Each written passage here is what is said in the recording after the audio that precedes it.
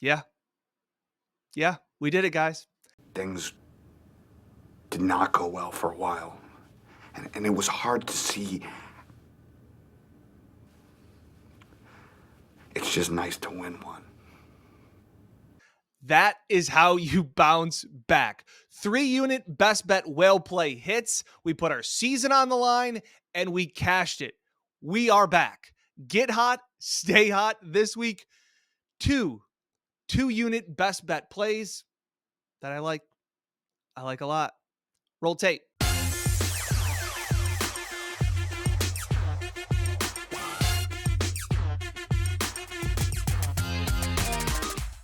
Hey, everyone, and welcome back to the Buffalo Plus YouTube channel. Before we get into some picks, some good vibes, and some videos, first, some announcements. As always, please be sure to like, comment, and subscribe to the YouTube channel. We appreciate it. As always, this past week alone, gained nearly 500 subscribers. We appreciate it so much as we close in on 30,000 subscribers. So again, smash that subscribe button, smash that like button. It really helps the channel. If you appreciate the content, we appreciate it back in return.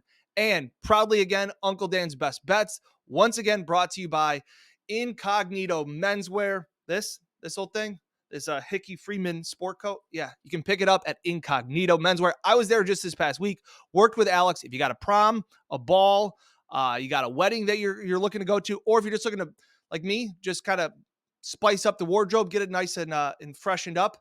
I got a plum suit coming. I got green. I got a whole bunch of stuff. Wore this with throw a hoodie on this. Looks good. So again, go to Incognito Menswear. They're a proud sponsor, and I want you to check them out. They're in Penfield. Go online as well, Incognito Menswear. They are the best. But let's get into last week because we needed it in the worst way. 6-4. Right now, our season 41, 46-1. Better, not good, and we're looking for great. But again, last week absolutely needed it, and I appreciate it from all the friends that were pointing out and texting me, from Nick to John McClintock to Dale Buddha to some of the guys that, again, appreciate the comments.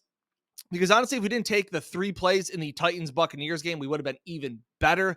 But I appreciated a lot of the people texting saying congrats on the Amon-Ra St. Brown over. Look, we put our nuts on the line on that play. Absolutely needed it to jumpstart last week. Again, we're only a few games over 500, 6-4 last week, but we were up about 4.5 units. Really, really needed it. And I feel like this jumpstarts the rest of the season moving forward. Think I got my swagger back. Oh.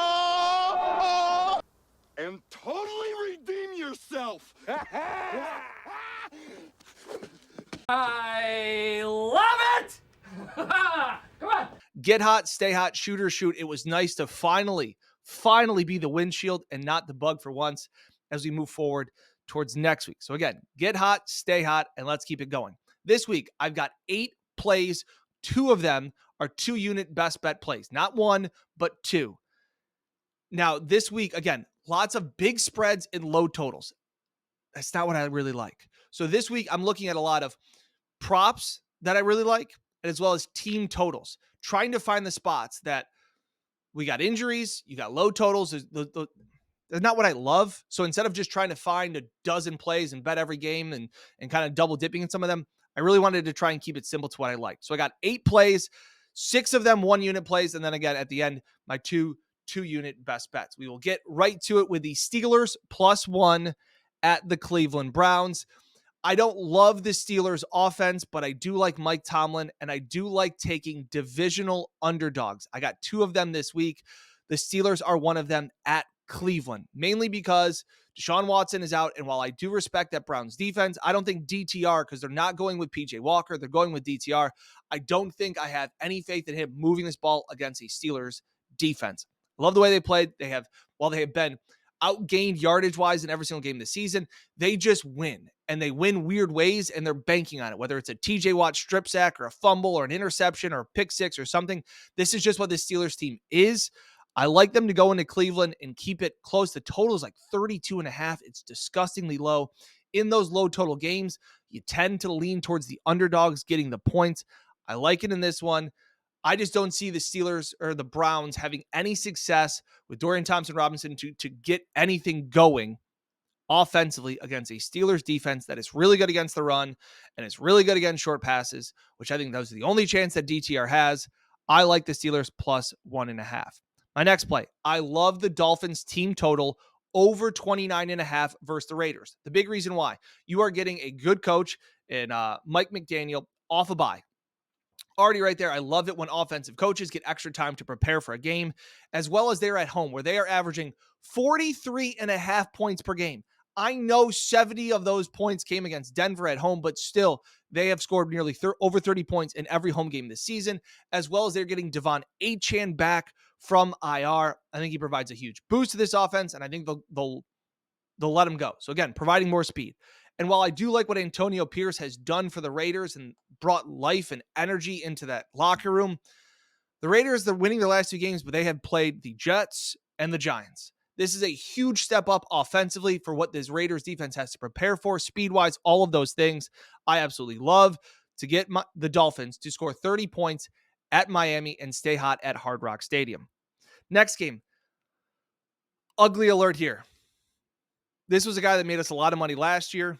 It was a team that made us a lot of money last year. Haven't had a chance really to bet him this week or this season by any means.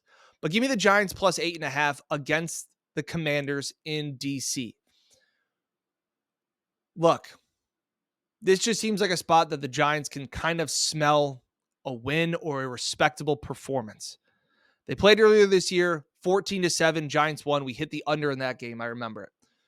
Brian Daboll, hopefully now with knowing you got Tommy DeVito, can get some things going. DeVito looked okay in the second half of their last game in their loss to Dallas, but still, this just seems like a spot where the Giants haven't been able to protect for whoever their quarterback has been. The plus side here in this game is that the Commanders have traded away their 2 best pass rushers and haven't been able to get to the quarterback the last 2 weeks. So maybe Tommy DeVito has a little bit more time. Maybe they're able to keep this game a little bit closer. I think the back door will always be open here at 8.5, whether DeVito leads a who cares drive at the end. I love Brian Daboll more than certain members of my family. I would love to see this guy get another win as, yeah, there's blood in the water, but I just think that this seems like a spot where, again, divisional underdog, I will take in this spot. Give me the Giants plus 8.5. I totally understand if this one stinks. I think the Giants could be sneaky alive here as a money line dog as well. Also in this game, trying not to do as many double dips because we got bit real hard last week from that Buccaneers Titans game. But I like Sam Howell over 34.5 passing attempts. He's averaging 39.5 passing attempts per game. Nobody has thrown more passes and more attempts in the NFL this season than Sam Howell. Eric Bieniemy, that is just what their offense has become. And he has thrown over 41 passes in 6 of his last 7 games. The Giants' pass defense isn't great. Again, I think this game is closer than we expect, so I don't think this will be a case where they all of a sudden just start running the ball at the end. I like Sam Howell's over passing yards, 34.5. Moving right along, Cardinals Texans over 47.5. I think this game gets played in the high to mid 20s. Arizona has allowed 23 points in all but 23 plus points in all but 2 games this season. Obviously, we all know what CJ Stroud has done. I like this Texans offense to have life, especially at home. And I think Kyler Murray brings a little bit of juice back to that Cardinals offense. We saw that last week. I think he continues to keep it going because the Texans defense last 2 weeks has allowed combined 64 points. I think both defenses are susceptible, and I think both offenses have a little bit of momentum going. I like the over 47.5 in that game. Moving right along, the 6th pick, 49ers, team total over 26.5 versus the Buccaneers. I called it last week. Everybody was selling off the 49ers. They stink. They can't get anything going. No. 49ers are still really good. You want to know why? Because when their guys are healthy like Deebo Samuel and Trent Williams and Brock Purdy and Christian McCaffrey, they're still a pretty damn good football team. Them at home averaging 31 points per game. I just think this is a no-brainer. I love the fact that this Bucs defense can be picked apart. Again, they played well against the Titans, totally swung and missed on that game. This 49ers team was cast off as, oh, they stink. They lost 3 games in a row. No, they were just injured. It happens. I think this offense is back on track. I love the fact that they can put up 30. They only have to score 4 touchdowns at home against the Bucs. I don't think they have any problem with that. I love that play. Now, 2 best bets, not 1, but two. Okay. First, the Bills have fired Ken Dorsey as offensive coordinator. The team has hit the panic button, and the Bills are nearing towards crisis mode. I'm not sure what Joe Brady can do on such a short week against a really, really good Jets defense. Look, on the Buffalo Plus podcast and all those things, I joked I think this game is 8-5. I think this game is played disgustingly low. I think it's an ugly game. But I think now you have to break the glass in case of emergency and let Josh Allen run. It's the only option I think that you can have to start saving people's jobs and to let Josh get back to being Josh. I think Joe Brady will let him free him up. And while I think Josh won't be hurdling linebackers or trying to, run over defenders, I think he does start to use his legs more. And Josh has played the Jets. Here's some stats for you. He's played the Jets 10 times. Okay. He has rushed for over 30 yards in 8 out of those 10 games in his career against the Jets. Now, the kicker here, so that is 49 rushing yards per game in his career against the Jets. The kicker here is one of those games he only played 2 series. It was week 17 in the 2019 season. The game didn't mean anything. He played 2 series and left, didn't have a single rushing attempt. So if you factor that game out, he's actually averaging 55 rushing yards per game against the Jets in the 9 games that he actually really played.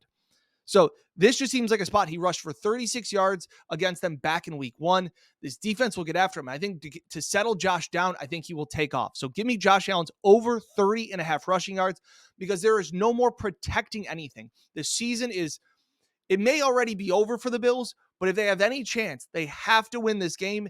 And I don't know how much success they will have through the air. Joe Brady, short week, all of those things. But I think they can find success with Josh Allen using his legs. So I love the fact of Josh Allen rushing for 31 yards and needing to get something going offensively. Maybe the spark is Josh Allen running because, again, defenses haven't had to respect Josh Allen's legs. I think they get back to that this week because, again, there's no more protecting him for the postseason or later in the year if you're not in it. So I think this is the game where you go for it. And again, I don't think asking for 31 rushing yards is asking for too much for Josh Allen, especially when he had 36 back in week 1. And finally, my other best bet, if it's not broke, don't fix it. As DJ Khaled would say, another one. Amon-Ra St. Brown over 84.5 receiving yards versus the Chicago Bears. Bears have the 26th ranked passing defense, so they're not as bad as the Chargers last week. But again, Amon-Ra St. Brown this season is averaging 9 targets a game for 102 receiving yards. He is a monster. And as Eric Moody of ESPN pointed out, he is really good against zone defenses. He has the 3rd most receiving yards versus zone defenses this season. The Bears play a lot of zone coverages. Also, the last 2 games against Chicago in his career, St. Brown has averaged 90.5 receiving yards. If you don't believe me, I'll insert last week's clips here. Finally, Amon-Ra St. Brown has been the go-to guy for Jared Goff this season. The last 5 games have been absolutely ridiculous. Actually, I'll give you the last 6 games that Amon-Ra St. Brown has played. Let me just tell you targets, and I'll put this on the screen here. His targets over the last 6 games, 9, 19, 15, 7, 12, and 7. His receptions over those few games, 6, 13, 12, 5, 9, and 6. His yards over that span, 108, 102, 124, 56, 102, 102. Yeah, he's just really good. He's just really good, and if it's not broke, I'm not going to fix it. So it's that simple. 2 plays this week that are my best bets right there. 8 plays altogether. I can lean maybe some unders on primetime, but we'll see if we add those later. But again, shout out to Incognito Menswear for sponsoring Best Bets. Again, like, comment, and subscribe what your plays are. I just like Josh Allen's rushing, and I like Amon-Ra St. Brown's over 84.5 receiving yards. Again, heating up maybe. Get hot, stay hot, shoot or shoot. Last week got back on track. We need another one here. Best of luck to you and all your bets this weekend. Comment in with what you like, and let's keep it going. Thanks again for watching here. We'll catch you next time. Best of luck to your bets this weekend. We'll see you next week.